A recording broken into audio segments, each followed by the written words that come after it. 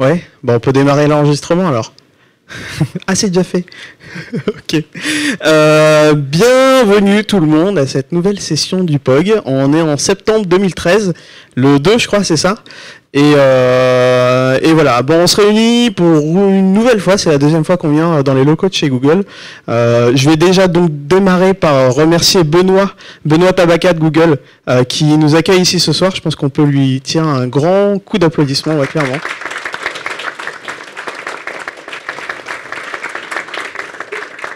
Quand on arrive à avoir un micro qui marche, c'est terrible comme quoi. Et donc voilà, donc ce soir le sujet, c'est l'open source de manière générale, et comme ça parle pas spécifiquement d'Android, vous le verrez dans les différents sujets, on a la joie, l'honneur et le grand plaisir de co-organiser avec les membres du GDG Paris. Vous pouvez lever la main, comme ça on vous repère un peu, qui est une autre asso sur Paris.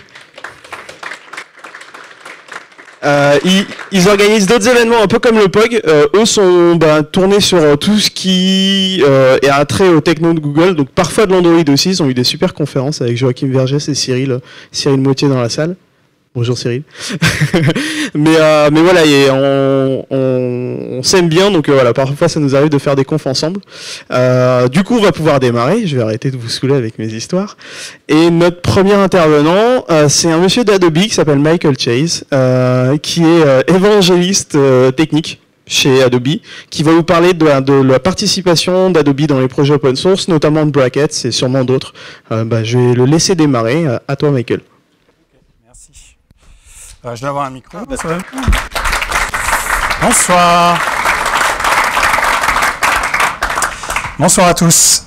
Donc en effet, on m'a demandé de venir parler d'Adobe et comment est-ce qu'un éditeur américain de logiciels, qui est là depuis maintenant 30 ans, eh bien, assure aussi une transition vers l'open source. Vous allez voir, on a de plus en plus de projets. Donc je m'appelle Michael Chase, je suis en ce moment Creative Cloud évangéliste, ça change un peu tous les ans, mais en ce moment je me concentre là-dessus. Je suis aussi le créateur et le rédacteur en chef d'un magazine qui s'appelle Appliness. C'est un magazine digital qui est disponible sur iPad et tablette Android et qui est pour les développeurs web. Donc si c'est gratuit, donc si vous avez une tablette Android ou un iPad, je vous invite à télécharger Appliness et on sort un numéro tous les mois. Et à chaque fois on interviewe quelqu'un, donc là j'ai mis exprès 3 personnes de chez Google, mais il y a déjà 17 numéros. Donc il y a Ilya, Adi Osmani, Paul Irish qu'on avait interviewé dans le magazine. Et sinon, je suis en charge de faire l'évangélisation des technologies d'Adobe au sens large en Europe. Donc Adobe, éditeur historique de logiciels pour les créatifs et aussi pour les créatifs et les développeurs web. Là où on a eu un vrai virage pour le web, je dirais, c'est avec l'acquisition de Macromedia, c'était en 2005, et avec la technologie Flash, alors là on est plutôt à l'opposé de l'open source, qui est totalement propriétaire. On commence à dévoiler, à rendre open source des parties de Flash. Alors vous allez voir ça tout au long de l'année. Mais il y a 2 ans, on a aussi assumé un virage. On s'est dit, maintenant, on va se tendre vers les standards du web aussi. Et on a sorti une suite d'outils, donc les Edge Tools and Services, qui sont pour les développeurs et les designers web, HTML5, entre autres. Il y a même des outils comme Reflow, qui est un outil de prototypage de sites en responsive design, qui est totalement développé en HTML et en JavaScript. Donc là, il y a juste une capture d'écran, mais ça utilise Require.js, donc des techniques assez modernes pour faire un logiciel. Alors les contributions d'Adobe et de l'open source, du coup, on a créé une équipe chez Adobe qui s'appelle la Web Platform, qui est principalement basée à San Francisco, et ce sont des ingénieurs, il y a plusieurs centaines d'ingénieurs qui travaillent sur différents projets, et beaucoup de ces projets sont open source et il y en a de plus en plus. Donc déjà, il y a une équipe qui travaille sur les contributions au consortium W3C pour améliorer les standards du web. Donc je vais vous montrer ce qu'on fait. On a une autre équipe assez conséquente qui travaille sur Cordova. Donc c'est la partie, le noyau open source, on va dire, du projet PhoneGap. On a aussi des ingénieurs qui travaillent sur jQuery Mobile, pour ceux qui se souviennent de ce framework. Voilà, non. Je ne devrais pas charrier. Mais bon. Et il y a sinon Brackets aussi que je vais présenter, qui est un éditeur de code open source, et même des polices qui sont open source et des initiatives pour les développeurs. Donc je vais essayer de présenter tout ça. Ça va durer moins de 20 minutes, puis après il y a Chris qui va parler et on pourra interagir avec une session de questions-réponses. Alors Adobe, on s'est toujours concentré sur l'expérience visuelle et c'est ça qu'on essaye d'améliorer dans les standards du web pour avoir des expériences visuelles, on va dire, plus riches et que les créatifs puissent mieux s'exprimer. Donc on va se concentrer sur tout ce qui est mise en page, tout ce qui est aussi effets spéciaux cinématiques et graphisme, donc reprendre des paradigmes qu'on aurait dans Photoshop et les emmener dans les standards du web. Donc c'est tout notre savoir-faire en fait qu'on a depuis des années, qu'on essaye de, voilà, d'ouvrir. Donc je vais vous montrer juste quelques exemples. Donc pour ça il faut que je vais m'appuyer sur le Canary. Voilà. On travaille sur une spec qui est super intéressante. C'est une spec qui je pense va sortir très rapidement, être disponible dans beaucoup de navigateurs. Ça s'appelle CSS Region. Et c'est les ingénieurs d'InDesign qui ont inspiré cette spécification, qui va vous permettre très simplement de définir, donc il y a deux divs ici, donc on voit un élément article, et il y a deux divs, région 1, région 2, donc c'est ici région 1 et région 2, et on indique juste que ce texte, eh bien il doit partir de région 1, et s'il atteint la limite, il va vers région 2, et vous pouvez créer plusieurs régions, etc. Donc si je redimensionne, on voit qu'automatiquement, mon texte passe de région 1 à région 2.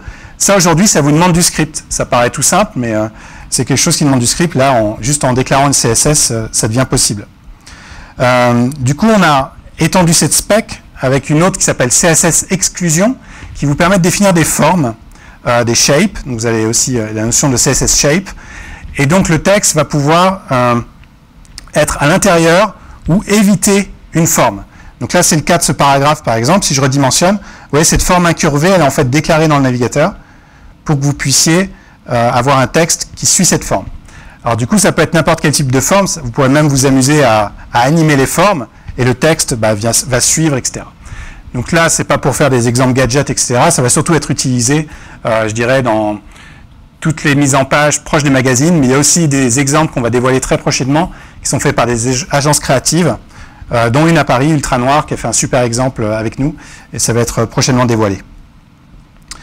Voilà, ça c'est un autre exemple aussi.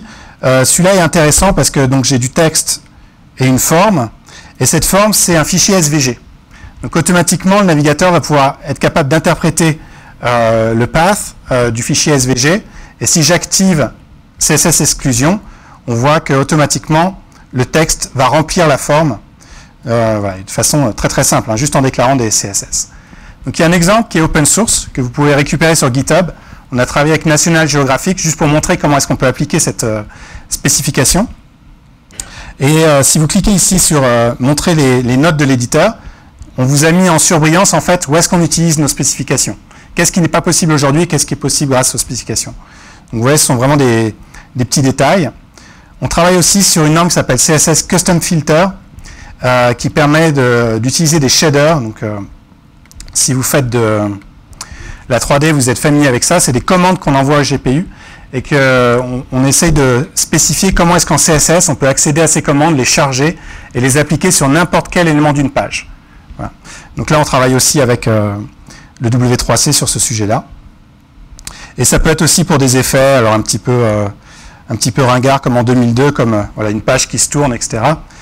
Mais qu'on faisait en Flash, et là on peut en fait juste, ce qui est intéressant c'est que je charge ce filtre en CSS et je l'applique sur n'importe quel élément, une div, une image, etc.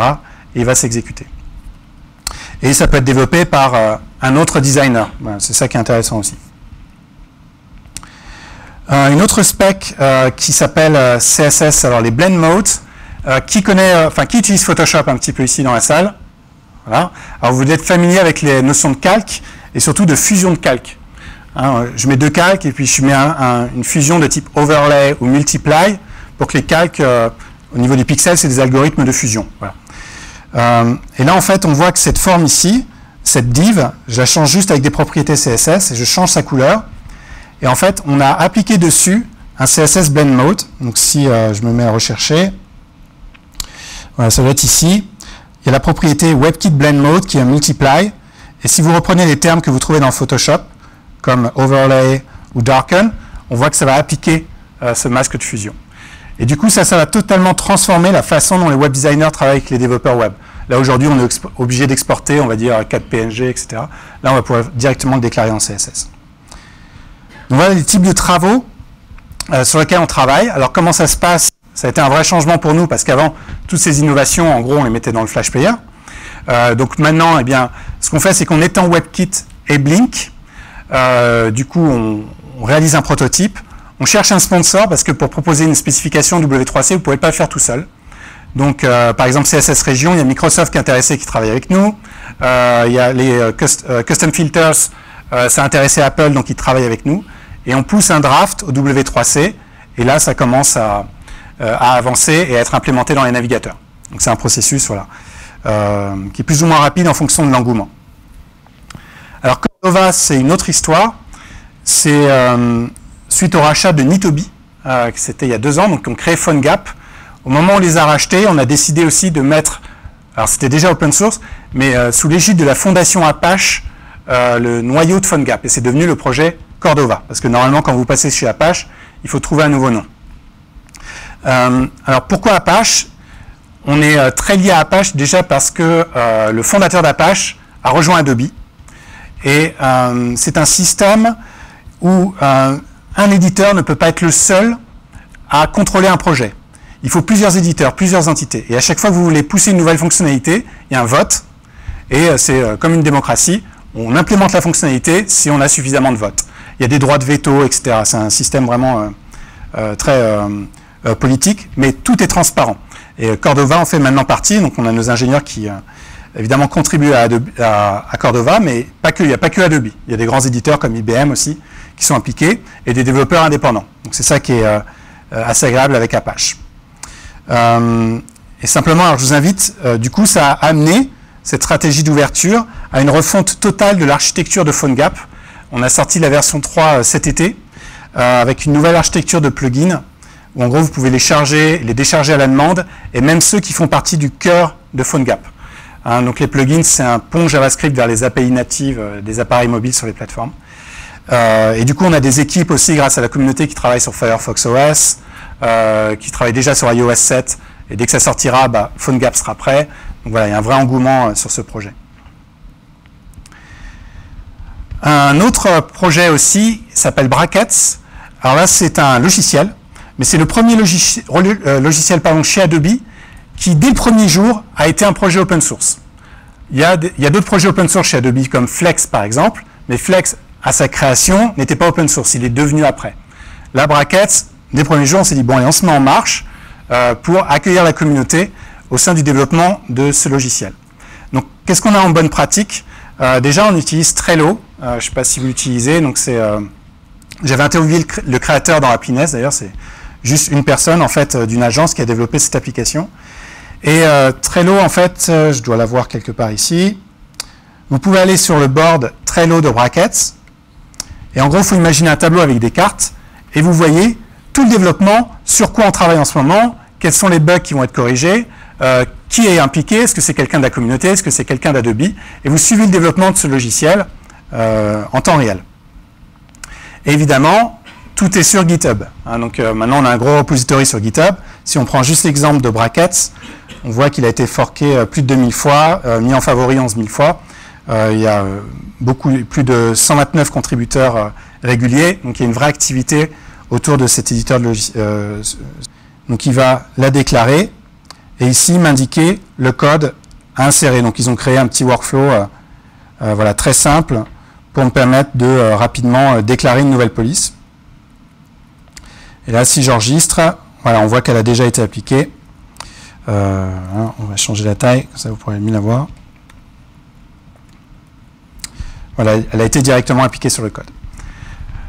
Donc voilà, Brackets, projet open source gratuit que je vous invite à découvrir et à télécharger directement depuis GitHub.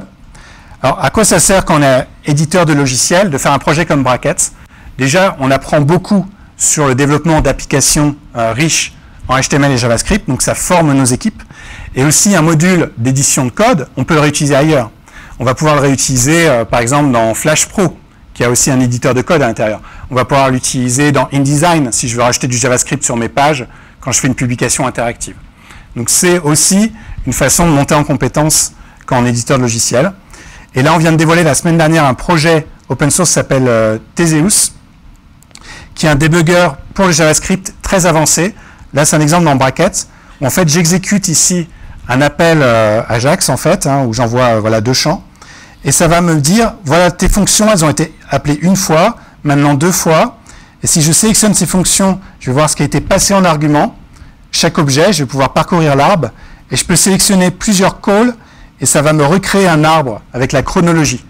Donc vous allez totalement comprendre quel a été le comportement du navigateur, qu'est-ce qui s'est passé dans la machine virtuelle JavaScript au moment de l'exécution de votre code, et tout ça en codant, voilà, en temps réel. Donc un projet très innovant aussi qui vient d'un développeur Adobe et que vous pouvez récupérer dès aujourd'hui. Sinon, alors, je voulais finir avec des projets un peu plus on va dire, exotiques. Il y a une culture chez Adobe, c'est la création de polices. Alors là, ça qui existe depuis très longtemps. Hein. Depuis plus de 25 ans, on fait des polices. Et on en a créé une qui est open source, qui s'appelle SourceSense Pro, donc vous pouvez récupérer sur GitHub. Et on en a même créé une pour les développeurs, qui s'appelle Source Code Pro. Alors pourquoi est-ce qu'elle a été pensée pour les développeurs? Bon, déjà, elle est monotype, c'est-à-dire que vous avez un espace qui est régulier pour que vous ayez un code lisible. Mais aussi, on s'est concentré sur certains caractères, comme bien différencier le B majuscule du 8, bien différencier le O du 0, bien différencier le I du L, du 1, etc., pour pas qu'il y ait de confusion quand vous lisez votre code. Et ça, c'est une police que vous pouvez récupérer aussi sur GitHub. Voilà. Pour vous montrer que la culture open source atteint même des domaines voilà, assez spéciaux. Et enfin, on travaille avec Google, on travaille avec Mozilla aussi, sur des initiatives, et celle-ci, je l'aime particulièrement. Alors, il y en a une qui s'appelle Test the Web Forward, pour vous inciter à tester les navigateurs web. Et il y en a une autre qui s'appelle la Web Platform. C'est en fait documenter le web, documenter l'API JavaScript, CSS, HTML, avec des exemples. Et c'est vraiment super bien fait, vous pouvez devenir vous-même éditeur de cette documentation. Et on crée des événements aussi, on se réunit le week-end, voilà, à plusieurs, et puis on fait de la doc. Et je pense que ça peut vraiment contribuer au succès du web, parce que c'est quelque chose qu'on n'aime pas faire normalement, donc on essaie de rendre ça un peu fun. Mais quand j'avais lancé avec des amis, c'était en 2000, PHP, à l'époque c'était PHP 3 en France, je pense que ce qui avait fait le succès de PHP à l'époque, c'était la documentation hébergée par Zend. C'est-à-dire qu'il y avait vraiment cette capacité de très rapidement apprendre la techno PHP qui était rendue possible grâce à la documentation. Et c'est ça qui a fait le succès de PHP, en plus de sa logique de script à l'époque. Donc si vous voulez vous intéresser aux initiatives open source d'Adobe et voir comment un éditeur logiciel traditionnel se rend vers l'open source et essaye d'impliquer de plus en plus de développeurs, il y a un site web, c'est html.adobe.com, et c'est là où on réunit toutes les initiatives et on vous donne accès à tous nos repositories GitHub.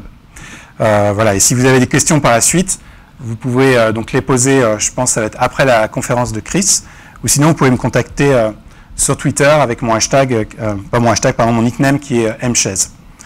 Voilà. Est-ce que tu veux qu'on enchaîne avec Chris tout de suite Ouais, alors c'est ce qui avait été prévu, Benoît, c'est comme ça, non? Oui, Benoît. Oui, Benoît. Bon, allez, disons qu'on va faire comme ça. Si vous avez des questions à poser à Michael, puisqu'on va essayer de faire un petit